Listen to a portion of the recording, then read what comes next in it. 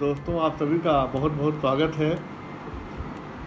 इस संकटपूर्ण समय में जब जीवन ठहर गया है, हर तरफ विपदा ही विपदा दिखाई पड़ रही है। कराहते हुए लोगों का समूह है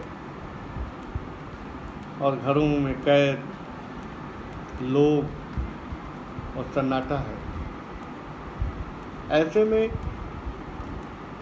आखिर हमारा प्रत्यक्षीकरण कैसे होगा?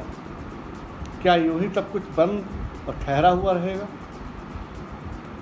प्रगतिशील लेखक संघ ने सोचा है,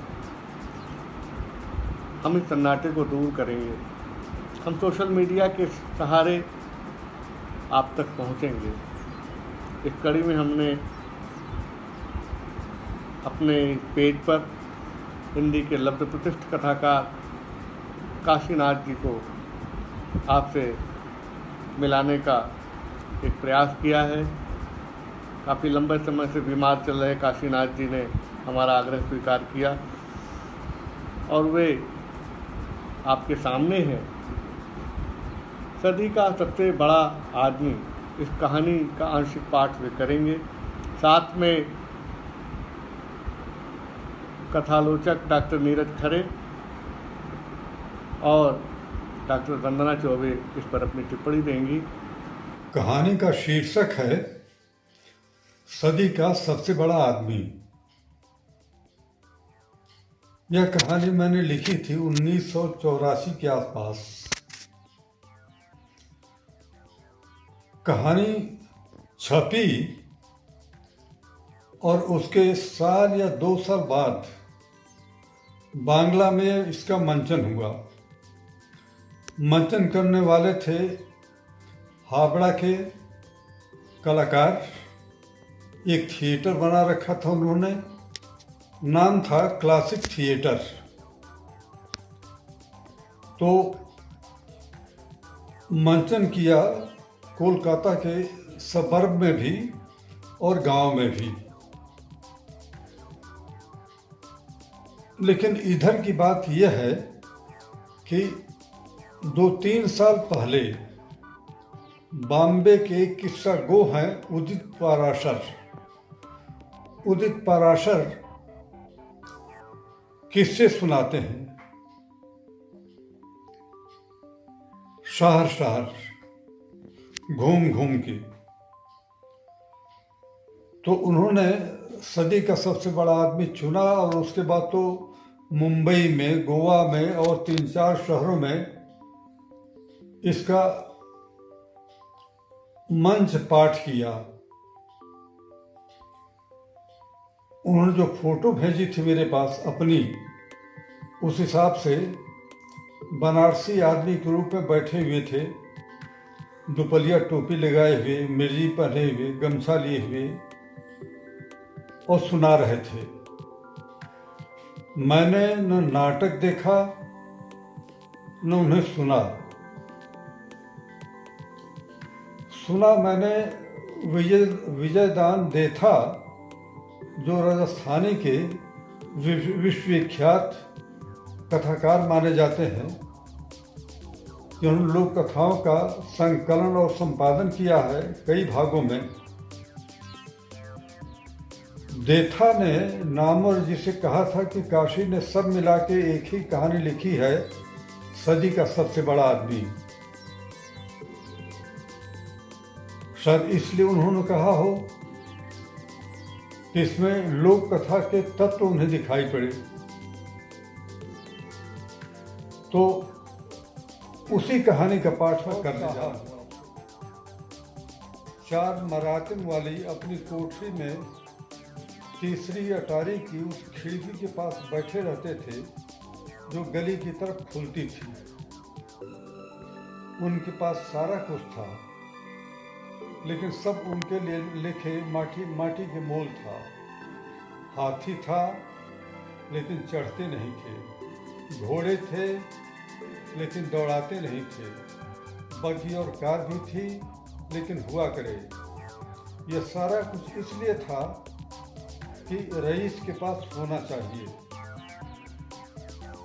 ये सब कोठी के पिछवाड़े वाले बगीचे में जहाँ नौकरों चाकरों के लिए दड़बे बने हुए थे, बड़े बड़े चिगहाड़ा या हिनहिनाया करते थे। कहीं दूर देहात में उनके सैकड़ों एकड़ के फार्म भी थे जिनमें अच्छी पैदावार होती थी, लेकिन शौक साहब को इन सबसे नहीं, सिर्फ पान, कट्ठा, सुपारी और चूने से मतलब था। शौक साहब जिस खिड़की के पास बैठते थे, उसके बगल में चांदी की पन्नियों में लिपटी पान की गिलोरियों के से एक तख्तरी सजी रहती, जिसमें महंगी से महंगी खुशबूदार जर्दे की डिब्बियाँ पड़ी रहती। वे मूड के मुताबिक गिलोरी और तंबाकू मुंह में डालते, देर तक तबीयत से घुलाते और ताक तूक कर खिड़की के बाहर गली में थूक मारते। जब भी उनकी पीक खिड़की के बाहर आती, किसी न किसी के सिर या कपड़ों पर पड़ती। इतिहास बताता है कि मुंह का ऐसा सटीक निशानेबाज इस नगर में कभी नहीं हुआ, कोई नहीं हुआ। कहने वाले तो कहते हैं कि कभी कभी लोग उनके अछूत निशाने का इम्तहान लेने के लिए नीचे से इकन्नी या धान्य उछालते थे, लेकिन जब वह टनटनाती हुई सड़क पर गिरती थी तो पीक से भीगी नजर आती। हिंदी के सुपरिचित और वरिष्ठ कहानीकार काशीनाथ सिंह साठोत्तरी कहानी आंदोलन के दौर से ही कहानियाँ लिखते रहे हैं और अब तक उन्होंने कई महत्वपूर्ण कहानियाँ लिखी हैं। कहानियाँ उनकी किसी भी दौर की रही हों, पर उनकी कहानियों के बारे में एक बात जो महत्वपूर्ण है वह है उनकी वैचारिक पक्षधरता। जो प्रगतिशील आंदोलन से मूल्य और चेतना उन्होंने अर्जित की थी, वो उनकी कहानियों में हमेशा मौजूद रही है। और ऐसी ही एक चुनिंदा कहानी है उनकी, सदी का सबसे बड़ा आदमी, जो 1984-85 के दरमियान उन्होंने लिखी थी। बाद में इसी नाम से उनका कहानी संग्रह भी आया था। इस कहानी के बारे में दो बातें महत्वपूर्ण हैं। एक तो यह कि यह उस दौर की कहानी है जिस दौर के कथा साहित्य पर हिंदी की अन्य विधाओं की तरह नक्सलवादी आंदोलन का गहरा प्रभाव था, और वह इस कहानी में कहानीकार की वैचारिक पक्षधरता के रूप में स्पष्ट रूप से मौजूद है। दूसरी बात, यह कहानी सन 80 के बाद की कहानी है, जिस दौर की कहानी में यथार्थ को अभिव्यक्त करने का ढंग बदल रहा था और एक तरह की कला सजग कोशिश कहानी में दिखाई दे रही थी। आप देखें तो उस दौर के महत्वपूर्ण कहानीकार उदय प्रकाश और पंकज बिष्ट की कहानियों में यह प्रयास दिखाई देते हैं। वैसी ही एक रचनात्मक कोशिश वरिष्ठ पीढ़ी के कहानीकार काशीनाथ सिंह जो उस दौर में लिख रहे हैं, उनकी इस कहानी में मौजूद है, जो एक रूपक के ढंग से इसमें कही गई है। यह वैसा तरीका है जो प्रेमचंद की परंपरा वाले यथार्थवाद में, आलोचनात्मक यथार्थवाद में या वृत्तात्मक या वृत्तात्मक ढंग के में कहने की जो कोशिश है, उससे एक अलग ढंग है। कहानी में जो एक रईस हैं शौक साहब, जिनका एक अजीब शौक़ है लोगों पर पान की पीक थूकना। लोग उनको गाली देते हैं, बाद में वो उनको धोती कुर्ता उपहार देकर सम्मान देते हैं। एक तरह से वो उस जनता का अपमान करते हैं, और लोग हैं कि होड़ लगाए हुए हैं कि कब शौक साहब उनके ऊपर पान की पीक थूक दें और बदले में उनको कुछ मिल जाए। और लोगों की भीड़ लगी रहती है और शौक साहब का ये रोज़ाना का काम है। लेकिन उनको चुनौती कौन देता है? एक रिक्शे वाला, रिक्शे खींचने वाले का मरियल सा लड़का जो गरीब है, और वह उस किसान मजदूर वर्ग श्रमशील जनता का प्रतिनिधि चरित्र के रूप में मौजूद है, और वह डटकर शौक साहब का मुकाबला करता है, उनको चुनौती देता है और उनको पराजित करता है, और वो अंत तक उसके ऊपर पान की पीक थूक नहीं पाते। एक तरह से यह कहानी सदी का सबसे बड़ा आदमी किसको मान रही है, यह स्वतः पढ़ते हुए स्पष्ट हो जाता है कि कहानीकार की आस्था, उसका विश्वास उस जनता के प्रति है जो अपने आत्मसम्मान के लिए, आत्मगौरव के लिए उन सामंती शक्तियों के खिलाफ खड़ी होती है, उनसे संघर्ष करती है। नमस्कार, आज हम चर्चा करेंगे कहानी के एक अंश 60 का के पाठ दशक के करूंगा। बाद के महत्वपूर्ण कथाकार काशीनाथ सिंह की कहानी सदी का सबसे तो बड़ा आदमी, जो शुरू करते हैं 1985 या 1986 के लगभग शौक साहब। प्रकाशित हुई थी। यह कहानी उस वक्त प्रकाशित हुई थी जब देश आज़ाद ही नहीं हो चुका था, बल्कि देश एक आपातकाल झेल चुका था, तमाम उथल पुथल और आंदोलनों को देख चुका था। और उस समय यह कहानी प्रकाशित होती है तो इस कहानी के कई मायने होते हैं। कहानी पर चर्चा बहुत कम समय में करनी है, इसलिए पहले बिंदु के रूप में सबसे पहला ध्यान हमारा यह जाता है कि इस कहानी का शीर्षक क्या है, इस शीर्षक में छुपा हुआ सदी क्या है और उस सदी का सबसे बड़ा आदमी कौन है। इस कहानी के मुख्य पात्र शौक साहब, शौक साहब जो मरते बीतते और छींचते हुए राजतंत्र को जिलाए और बचाए रखने के लिए लोकतंत्र में एक सेंध लगाते हैं या एक नया ढंग रचते हैं, या वह युवा जो शौक साहब की उस अपमानी अहंकारी राजतंत्रीय पान की पीक जो वो उस युवा पर लोगों पर थूकते हैं, उस पीक से बचने के लिए संघर्ष करते हुए मरते दम तक अपनी आत्मा पर उसकी एक भी छींट पड़ने नहीं देता। यह ध्यान देने की बात। दूसरा नंबर, शौक साहब का मकान है, उनकी पीक है, उनके मकान के नीचे जो गलियारा है और गलियारे के मुहाने पर खड़ी जो भीड़ है, और वह भीड़ उस इंतज़ार में खड़ी है कि संघर्ष करता हुआ यह युवा, शौक साहब की पीक से संघर्ष करता हुआ यह युवा कब उस गलियारे से निकले और हमारी बारी आए, क्योंकि शौक साहब थूकते भले ही हैं, लेकिन उसके बाद अपने घर बुलाकर अच्छा भोजन और सुंदर वस्त्र देकर ससम्मान विदा भी तो करते हैं, तो इसमें बुरा क्या है। अब इसकी तह में जाने में कई कारण और आते हैं। पहला यह कि या तो इतने वर्षों के बाद भी यह लोकतंत्र विकसित नहीं हुआ है। दूसरा यह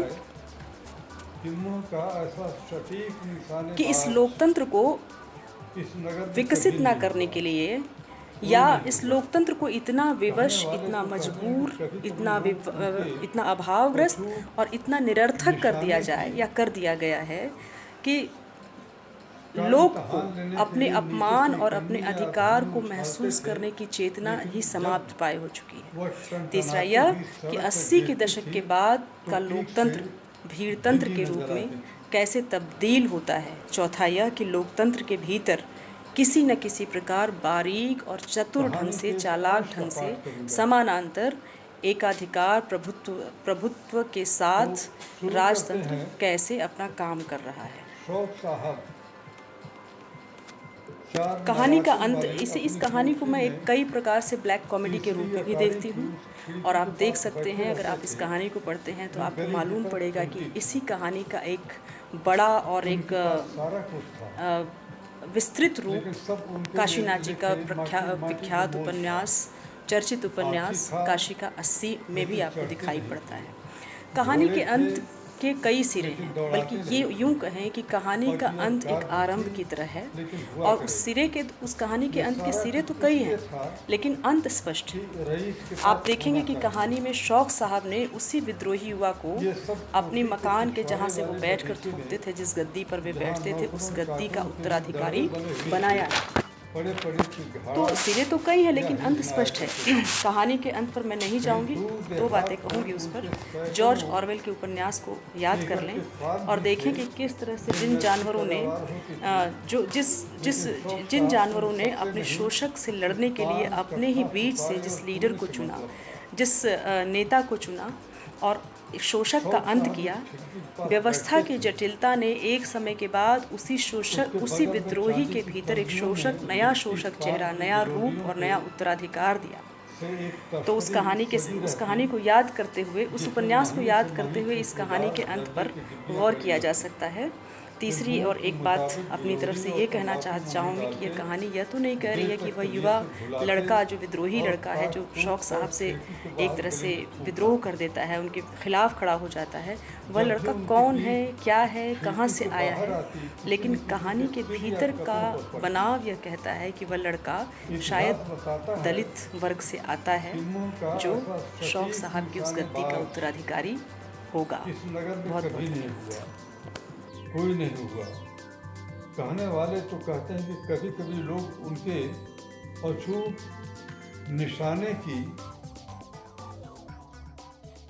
का इम्तहान लेने के लिए